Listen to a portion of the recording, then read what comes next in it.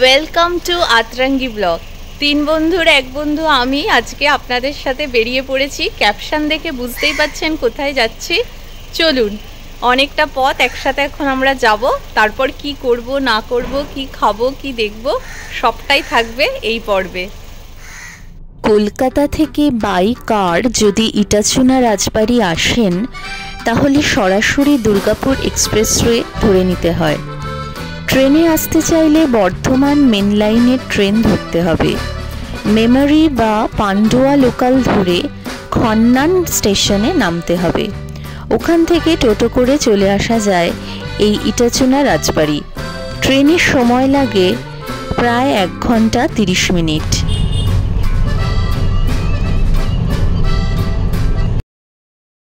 রাজবাড়ির রিসেপশন বলে কথা। একেবারে রাজকীয়ভাবে লেখা ছিল কাছারি। সাবেকি আমলের ছায়া পেলাম যেন।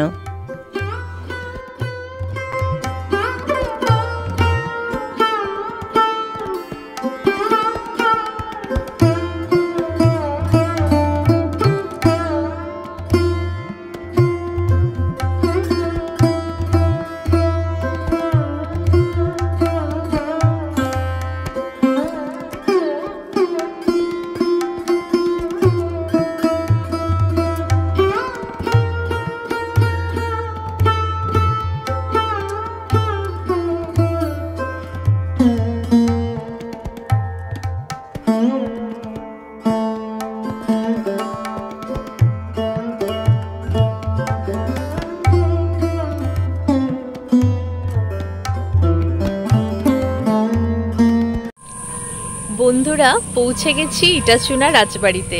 প্রায় 2 ঘন্টা মতো লাগলো কলকাতা থেকে এখানে পৌঁছাতে। এসেই পেয়ে গেছি ওয়েলকাম ড্রিঙ্ক। এটা একটা খুব সুন্দর লেবুর শরবত। এই লেবুর শরবতটা খেয়ে তারপর আমাদের যে রুমটা অ্যালোকেট হয়েছে সেই রুমটাতে ঢুকবো এবং দেখাবো কি কি অ্যামিনিটিস রয়েছে। ইটাচুনা রাজবাড়ি হুগলি জেলাতে অবস্থিত, কিন্তু এই রাজবাড়ির শিকড় রয়েছে মহারাষ্ট্রে। মারাঠা জাতির কুন্দন পরিবারের হাত ধরে উৎপত্তি হয় ইটাচুনা রাজবাড়ির। সময় 1766 সাল। সেই সময় বাংলা তথা সারা ভারতবর্ষের বিভিন্ন প্রান্তে বর্গীদের আক্রমণ ও লুটপাট প্রায়ই চলত। সারা বাংলার মানুষ ছিল তখন বর্গীদের আক্রমণে ভীত ও আক্রান্ত। এই কুন্দনরা বর্গী হিসেবেই প্রথম আসে বাংলায়।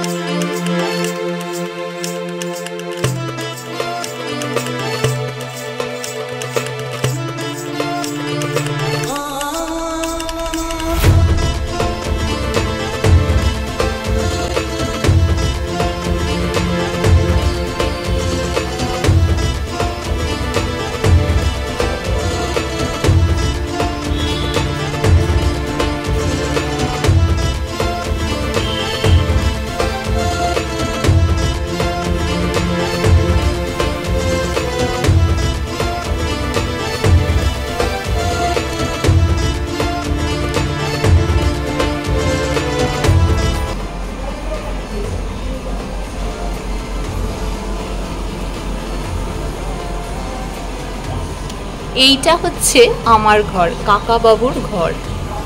আসুন দেখি ঘরটা কেমন।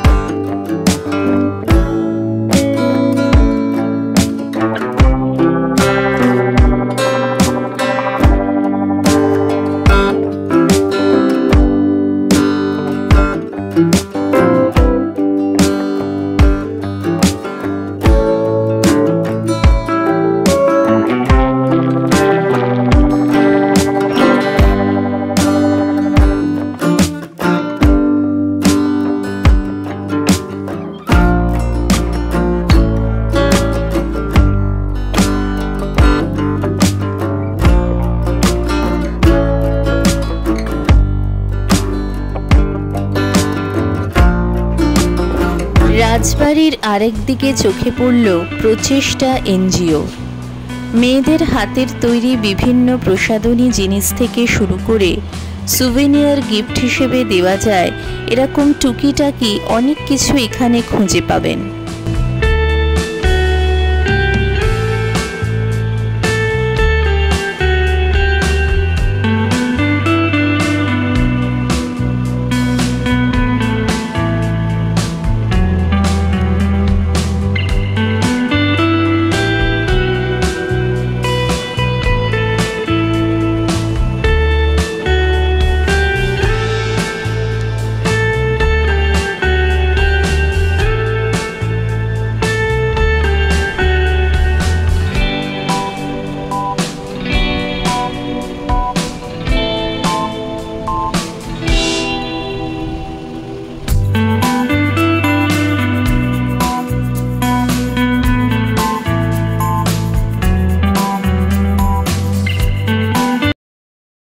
ইটাচুনা রাজবাড়িতে এসে কীরকম লাঞ্চ বা ডিনার হবে সেই ব্যাপারটা কিন্তু আপনারা আসার আগের দিন ঠিক করে নিতে পারেন।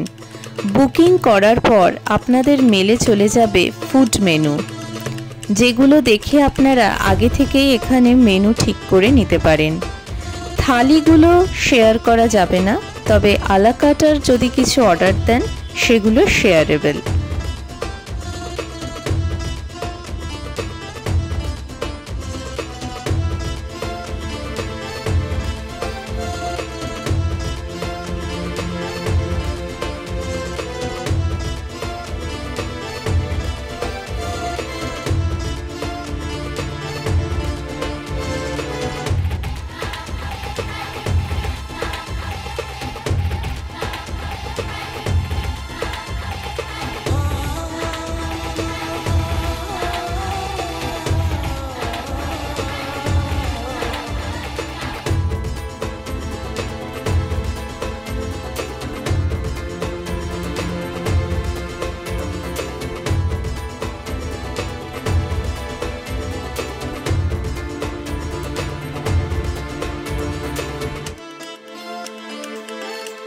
লাঞ্চ কমপ্লিট হতে না হতেই একটু গড়িয়ে নিলাম। গড়াতে না গড়াতেই দেখি বেজে গেছে বিকেল 5টা। আমাদের বলেই দেওয়া হয়েছিল বিকেল 5টা বাজলে ঠিক নাটমন্দির প্রাঙ্গণে জড়ো হতে হবে, কারণ বিকেল 5টায় শুরু হতে যাবে গাইডেড ট্যুর। এই গাইডেড ট্যুরে আপনারা ইটাচুনা রাজবাড়ির অনেক অজানা কথা ভ্রমণ করতে করতে জেনে নিতে পারবেন। তাই এই ট্যুরটা কিন্তু একেবারেই মিস করবেন না। গাইডের কথা বলার অসামান্য ভঙ্গি ও রসিকতায় এই ট্যুরটা কিন্তু ভীষণ এনজয় করেছিলাম।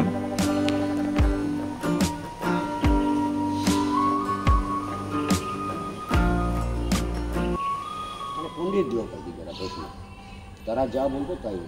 এনারাও বৈষ্ণবদের কাছে ছুটে স্যালেন্ডার হলো, স্যার আমরা অবাঙালি মহারাষ্ট্রিয়ান, আমরা খুলে বলে দিল আমরা ডাকাচ্ছিলাম, কিন্তু আমরা এইখানে বাংলায় থাকবো ভদ্রভাবে, আমরা বাঙালি হতে চাই, বাংলায় কথা বলবো। ওনারা দেখলে তো এটা বিরাট ব্যাপার, ডাকাত আবার ওরা অবাঙালি, কী করে স্বীকৃতিটা দিই আমি। তাহলে যখন এসেছে তো এরা স্যারেন্ডার করে দিল, হ্যাঁ বাঙালি আপনাদের করে দেবো, আমাদের ধর্ম গ্রহণ করতে পারবে, মানে বৈষ্ণব ধর্ম। এরা দেখলো আমরা তো ডাকাত লোক, শক্তির পুজো করে তবে তো বেরোই, তো মহা ঝামেলা। তখন কৃষ্ণ করতে গেলেই তো নরম হতে হবে, আর এরা তো কালী বা শিবের পুজো করতে, চোখ খুব বড়ো করে। দেখলে উপায় নেই, বাড়ি করে ফেসে গেছে, এখানে থাকবো তো নিতেই হবে, নাহলে আমাকে বাঙালি টাইটেল দেবে না বা স্বীকৃতি দেবে না, আর এখানে আমাকে থাকতেও দেবে না। বাধ্য হয়ে বৈষ্ণব ধর্ম গ্রহণ করতে হলো। বৈষ্ণব ধর্ম গ্রহণ করলো, টাইটেল দিল কুণ্ড, নট কুণ্ডু। কুন্দন থেকে কুণ্ড হলো বৈষ্ণব ধর্ম গ্রহণ করে। এটা কবে ঘটলো? ওয়ারি করলো 1766-এ, আর এই বাঙালির সার্টিফিকেট পেলো আপনার 1800 সালে। বাঙালি টাইপের কুণ্ড। এখন কুণ্ড লিখে দিচ্ছি সব আমরা জায়গায়, ডুটা এখন বসিয়ে দিচ্ছি, আগে শুধু ড ছিল কুণ্ড।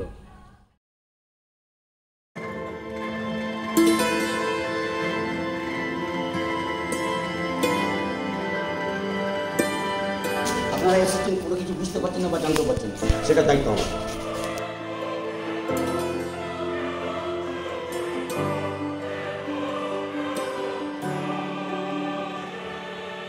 ব্যবসা সূত্রে যখন বাড়িটা করা হলো তখন এই জায়গাটাকে নামতে হবে, তখন ব্যবসা সূত্রে এগুলো নামতে হবে।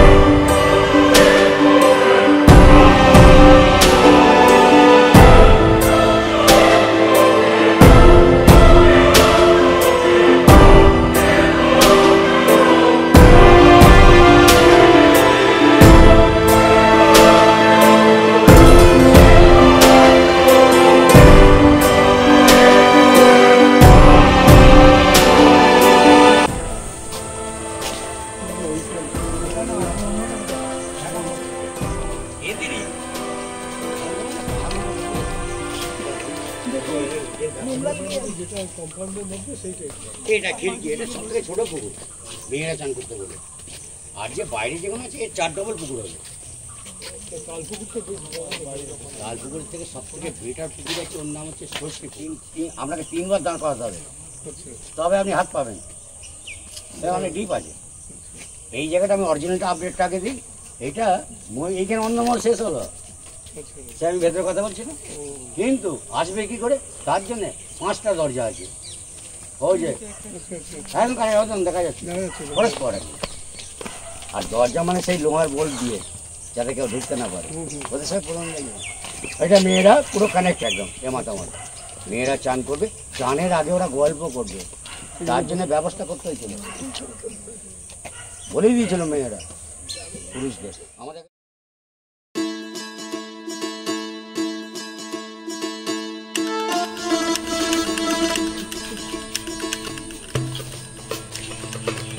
প্রথমে 4টে রুমের নাম বলি আমি। এটা কি জায়গা ছিল বলেছি, এটা ফলের বাগান ছিল আগে, ফল গাছ নষ্ট হয়ে গেছে, তখন এই 4টে মাড হাউস করা হলো। নাম দেওয়া হলো ফুলের নামে, যেহেতু এটা বাগান বলে, এখানে কোনো মানুষের নাম নেই। এর নাম কি? অপরাজিতা। কী করে বুঝবেন? এই যে নীল অপরাজিতা। এইরকমভাবেই 4টে ফুলের নামে 4টে রুম আছে। আসুন, অপরাজিতা হয়ে গেল। আসেন নেক্সট।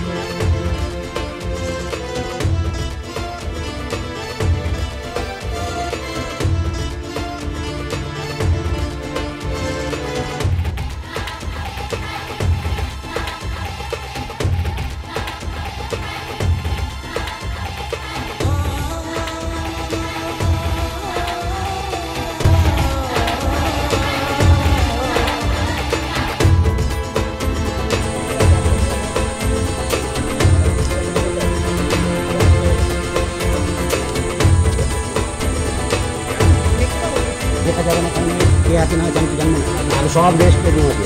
আমি তো খুব কে আছে না জানতে জানতে পারছি না। মেমোরি রুম কাদের না? এটা হচ্ছে আমার বাবু যে রয়েছেন ধ্রুবনারায়ণ কুণ্ডু, ওনার বাবা মায়ের মেমোরি রুম। বাবার নাম দেব নারায়ণ কুণ্ডু, মায়ের নাম প্রভারানী কুণ্ডু, বাড়িটার নাম দেবপ্রভা।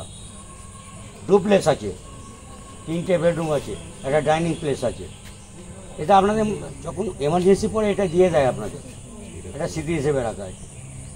বা কোনো বাবুর জন্য ভিআইপি গেস্ট আসে তখন ওরা থাকে এটা।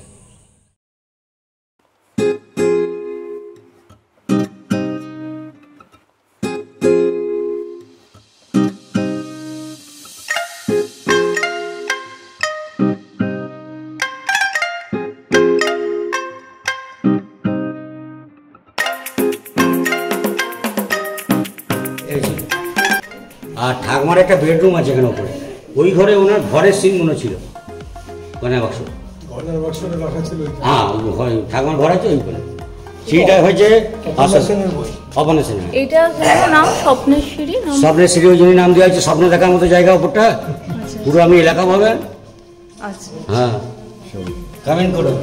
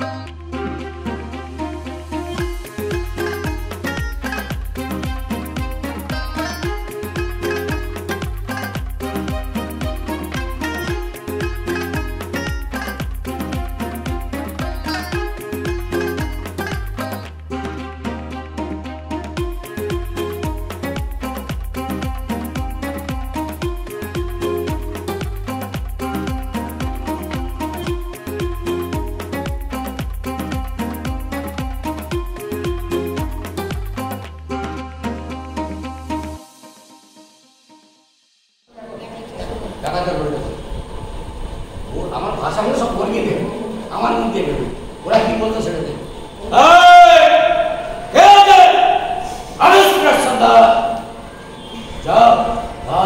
নিয়ে বেরিয়ে পড়ে নাম দিলাম, নাম দিলাম অত্যাচার করবে।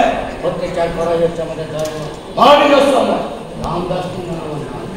আমি 2000 কিলোমিটার ঘোড়া ছুটিয়ে এসেছি বাংলায়, কিন্তু বাংলাদেশ পুরো ধ্বংস করবো। আয়না নিয়ে এসো বাংলাদেশে, আয়না আমার চাই, আয়না নিয়ে এসো, আয়না নিয়ে সর্দার বুলবুলিতে খেয়ে নিয়েছে। তোমাদের বাঙালি লোকের একটাই কথা, বুলবুলিতে খেয়ে।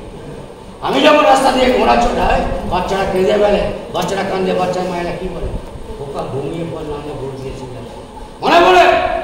ওকা ঘুমলো, পড়া জুড়লো, ভোট গেল দেশে, বুলবুলিতে ধান খেয়েছে, খাই না দেবো কিসের। বাংলার মাঠে হয়েছে সর্ববর্গী, চলে গেছে ভোট নেই। অন্য সমাজ দোষ দিয়ে বলে কিনা বর্গের কোনো দোষ নেই, তবু পেটে ঢুকিয়ে পড়াটা করে। ইটাচুনা রাজবাড়ির ভেতর নারায়ণের বিগ্রহের সেবা আছে এবং রাজবাড়ির ঠিক উল্টো দিকে একটি জীর্ণপ্রায় মন্দির দেখা যায়, যেখানে মহাদেবের আরাধনা হতো এক সময়। কারণ মহারাষ্ট্র থেকে আসা এই বাড়ির পূর্বপুরুষরা কিন্তু আসলে ছিলেন শৈব। সন্ধ্যাবেলায় গাইডেড ট্যুর কমপ্লিট হয়ে যাওয়ার পর চলে এলাম আরতি দেখতে। খোল করতাল বাজিয়ে আরতির সুন্দর এক পরিবেশ ঠাকুর দালানকে এক অন্য জগতে নিয়ে গিয়েছিল।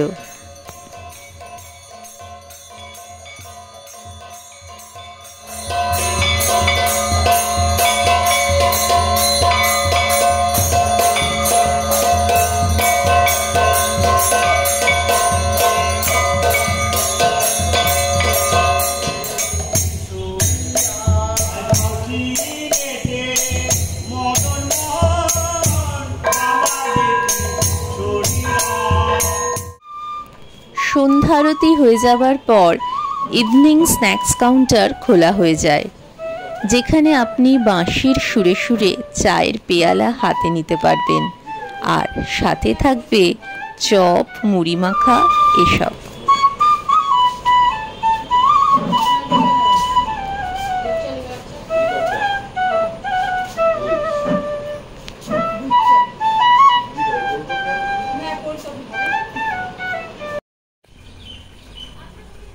ইটাচুনা রাজবাড়ি থেকে যেদিন ফিরব, মানে ঠিক পরের দিন ঘরে ফেরার সময় চোখে পড়ল দিগন্ত আর্ট গ্যালারি। ঠাকুর দালানে ঢোকার ঠিক আগেই ডান দিকে পড়ে ছোট্ট একটা আর্ট গ্যালারি। নানান রঙে ভরা এই আর্ট গ্যালারি দেখতে বেশ লাগে।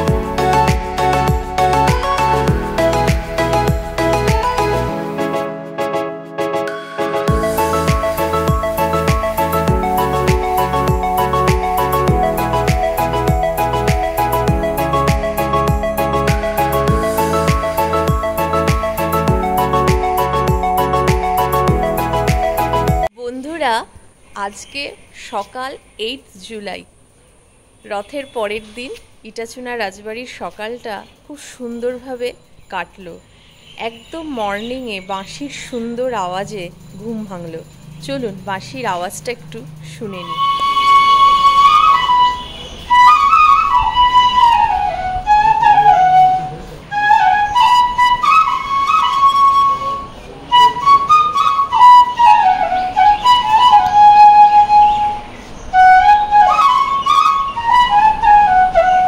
এখন 9টা বেজে গেছে, 9:30টার মধ্যে ব্রেকফাস্ট টাইম, তাই চলে যাব ব্রেকফাস্ট করতে।